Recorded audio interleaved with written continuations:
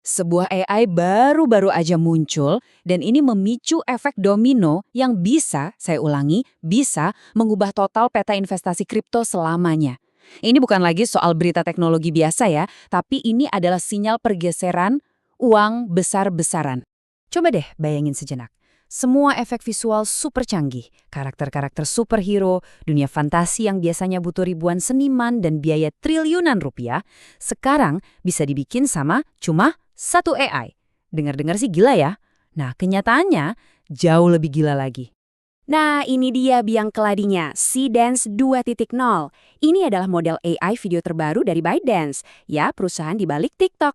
Tapi jangan salah, ini bukan sekedar update biasa. Ini tuh lompatan kuantum, sesuatu yang bikin seluruh dunia teknologi benar-benar nahan napas. Lihat angka ini, 63,3 miliar. Ini bukan valuasi perusahaan. Ini adalah jumlah unit komputasi yang diproses sama Seedance 2.0 setiap menit. Biar kebayang ya, ini tuh 10 kali lipat lebih tinggi dari kapasitas puncaknya ChatGPT. 10 kali lipat. Ini level kekuatan komputasi yang, ya ampun, belum pernah kita lihat sebelumnya.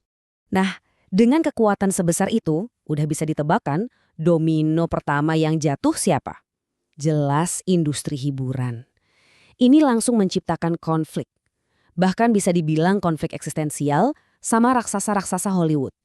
Dan reaksinya cepet banget. Nggak sampai 24 jam, nama-nama gede kayak Disney, Netflix, Warner Bros. Itu langsung ngeluarin surat somasi. Kenapa coba?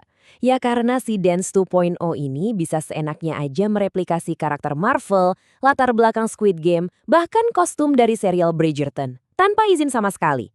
Jadi ini benar-benar pertarungan antara inovasi AI yang gila-gilaan melawan tembok besar hak cipta. Oke, konflik di dunia Web 2 ini ternyata langsung memicu reaksi berantai di dunia Web 3. Nah, para investor kakap atau yang kita biasa sebut smart money, itu nggak tinggal diam. Mereka langsung baca sinyalnya dan whoosh, mulai mindahin modal mereka secara agresif. Oke, kenapa sih pasar bisa seheboh ini? Coba kita bedah ya. Lihat aja tabel perbandingan ini. Seedance 2.0 itu unggul telak dari soranya OpenAI. Pertama, inputnya itu kuat modal, artinya bisa proses teks, gambar, video, dan audio sekaligus. Gila kan? Terus sistem kontrolnya jauh lebih presisi dan resolusinya udah nyampe 2K. Secara teknis, ini mesin yang main di liga yang beda banget. Tapi, ada satu masalah fatalnya. Gara-gara takut kena tuntutan hukum hak cipta dari seluruh dunia, ByteDance pasang geofencing yang super ketat. Artinya apa? Teknologi secanggih ini cuma bisa diakses di Tiongkok daratan. Bayangin, mereka tuh kayak bikin kalkulator tercepat di dunia, tapi nggak ada orang lain di luar sana yang boleh pakai. Nah, disinilah letak intinya. Keterbatasan di dunia Web 2 ini justru malah menciptakan sebuah kekosongan layanan global yang nilainya miliaran dolar. Dan kekosongan inilah yang jadi pemicu permintaan masif untuk alternatif AI yang terdesentralisasi, permissionless, dan tahan sensor. Sesuatu yang ya cuma bisa ditawarkan sama teknologi blockchain. Oke, kita lanjut ke domino berikutnya ya. Gini, untuk ngejalanin AI sekuat Seedance 2.0 itu butuh daya komputasi yang luar biasa gede. Nah, ini langsung memicu krisis ketersediaan GPU secara global, dan dari sini lahir sebuah narasi investasi baru yang sangat kuat. Dan jawabannya adalah DePIN, atau Decentralized Physical Infrastructure Networks. Gampangnya gini deh. DePIN itu sebuah jaringan yang pakai blockchain buat ngumpulin semua perangkat keras fisik di seluruh dunia. Kayak ribuan GPU yang lagi nganggur tuh, terus disatuin jadi semacam superkomputer global. Analogi ini pas banget. Bayangin ya, semua orang lagi berlomba-lomba bikin aplikasi AI terbaik. Mereka ini ibarat para penambang emas. Nah, proyek-proyek DePIN inilah yang ngejual skopnya. Logikanya, siapapun nanti yang menang demam emas AI ini, para penjual skop inilah yang hampir pasti bakal selalu cuan. Terus, siapa aja nih para penjual skop ini? Ada 3 proyek kunci yang wajib banget masuk radar kita. Ada Render atau RNDR, ada Akash Network atau AKT, dan ada juga IO.net atau IO. Yuk, kita kupas satu-satu. Pertama, Render. Mereka ini bukan pemain baru loh. Awalnya mereka fokus di rendering grafis 3D buat industri film. Nah sekarang mereka ekspansi besar-besaran buat jadi semacam lapisan komputasi inti untuk perusahaan-perusahaan AI. Anggap aja mereka ini jembatan yang nyambungin para kreator visual dengan pasokan daya GPU raksasa, sebuah kebutuhan yang sekarang lagi meledak-ledak. Lanjut ada Akash Network. Ini gampangnya kayak Airbnb-nya cloud computing. Jadi siapapun bisa nyewa CPU atau GPU dari kapasitas sisa di pusat-pusat data global.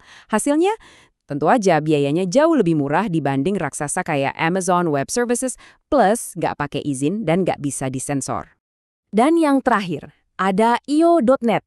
Mereka ini memposisikan diri sebagai internetnya para GPU. Gak main-main, fokus mereka itu 100% nyediain klaster komputasi buat startup AI dan machine learning. Dan klaim mereka ini gila banget. Katanya bisa motong biaya operasional sampai 90%. Angka segede itu bener-bener bisa mengubah peta persaingan di industri AI kan? Oke, tadi kita udah bahas peluangnya yang luar biasa gila. Sekarang kita harus balik sisi koinnya. Kita harus ngomongin risikonya. Karena jujur aja, teknologi ini juga ngebuka kotak Pandora yang isinya ancaman-ancaman baru yang super bahaya. Ingat gak, dulu kita bisa gampang kenalin gambar buatan AI dari kesalahan aneh kayak jumlah jarinya ada 6 atau 7. Nah, lupakan itu. Era lihat jari itu udah resmi berakhir. Si Dance 2.0 ini bisa bikin video yang nyaris sempurna. Gak bisa dibedain sama mata telanjang. Dan ini ngebuka lebar pintu buat penipuan super canggih. 17 miliar dolar. Itu perkiraan kerugian akibat penipuan kripto di tahun 2026 nanti. Dan sebagian besar kerugian itu didorong oleh penggunaan video deepfake berbasis AI. Dampak finansialnya benar-benar mengerikan. Nah, ini contoh yang sering banget terjadi. Dan mungkin Anda pernah lihat. Penipu itu ngebajak akun YouTube atau X, terus mereka bikin live stream palsu pakai video deepfake tokoh terkenal kayak Elon Musk. Promosinya apa? Skema penipuan klasik double giveaway di bursa abal-abal. Hati-hati ya, ancaman ini nyata banget dan sangat personal. Jadi, gimana dong? Di satu sisi ada peluang miliaran dolar, di sisi lain ada resiko penipuan yang makin canggih. Gimana strategi kita sebagai investor yang cerdas? Oke, ayo kita rangkum semuanya jadi sebuah rencana yang bisa langsung kita pakai. Ini poin paling pentingnya. Kita harus bisa bedain mana jebakan, mana peluang. Di satu sisi ada jebakan, koin-koin meme kayak si Dance yang cuma numpang ngetren, gak ada fundamental, likuiditasnya cetek, dan risikonya rug pull, tinggi banget. Nah, di sisi lain ada peluang yang nyata, yaitu di sektor dipin yang jelas punya pendapatan, punya utilitas, dan fundamentalnya kuat. Jadi strateginya simple aja.